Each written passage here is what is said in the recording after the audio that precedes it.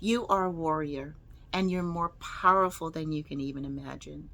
Those words are not words that I just say lightly. Yes, it's my theme. It's what I believe. It's how I live my life. It's the foundation of what I teach my clients in my coaching practice. However, it's important that you truly understand that you are a warrior and you are more powerful than you can even imagine. Here's how I know. I know that if you're watching this video, you've been through some tough times in life. I know that you've overcome some major obstacles. I know that you've overcome some challenges in your life.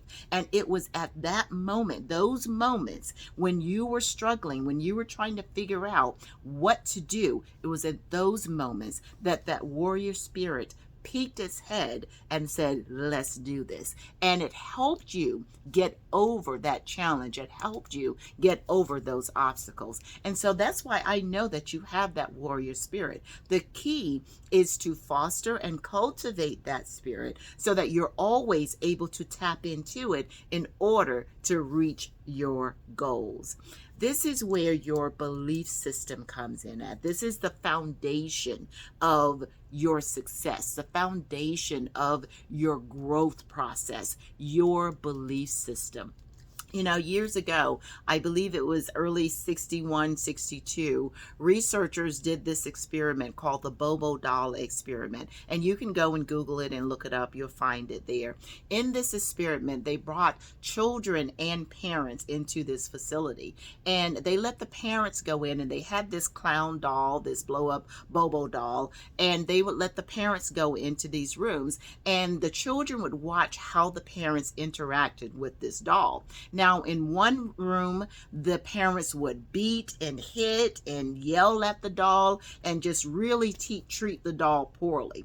In another room, the parents played with the doll. You know, they cared for it, they talked to it, and they were careful with the doll. Now, when it was the children's time to go in and play with this doll, the children that watched the parent be violent with the doll, they did the exact same thing, and in fact, they did more. They not only beat and yelled and hit the doll, they kicked the doll, they threw it across the room, right? They took it to a whole nother level. And the children who watched the parents love on the doll and care for the doll, they did just what they saw their parents doing.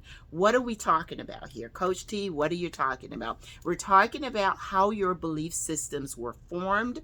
And what I want to share with you today is steps that you can use to change your belief system. Because if we do not counter those belief systems that we have, we will find ourselves, even though we know consciously that that is the wrong thing to do, we will find ourselves doing the same thing over and over again in our life.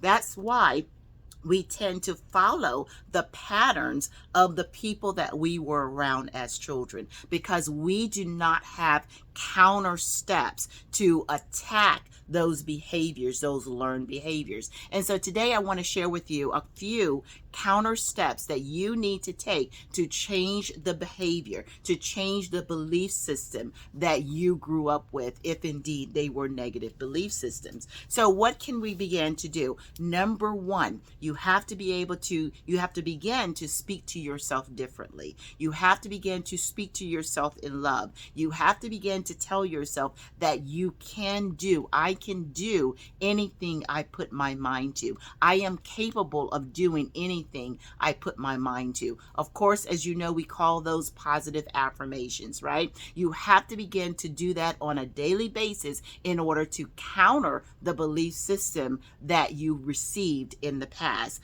Number two, you have to stand guard at the doorway of your mind. You cannot allow negative thoughts or negative people to get into your head. When someone starts speaking negatively, you have to excuse yourself, or you need to change the subject. You do not want to surround yourself with negative energy, because if you do, you're going to continue those same disbelieving patterns. Number three, you want to read positive books. You want to read empowering books.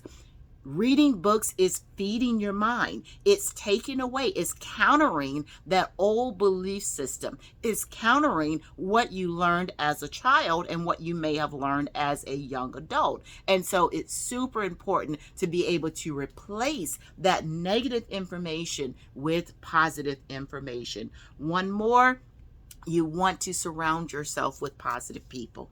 You want to be around people that are going in the direction that you are going in. That is super important. Yes, sometimes you're going to have to leave your negative friends alone, right? You can't help them if you're in the same boat as they are. If you're both in a hole, you can't help them get out. You have to get out first and then go back and reach for them. That means you have to change your way of thinking so that you can help them change their way of thinking. That's my time for today. God bless you. I encourage you to just continue to walk in power and purpose and have a great week.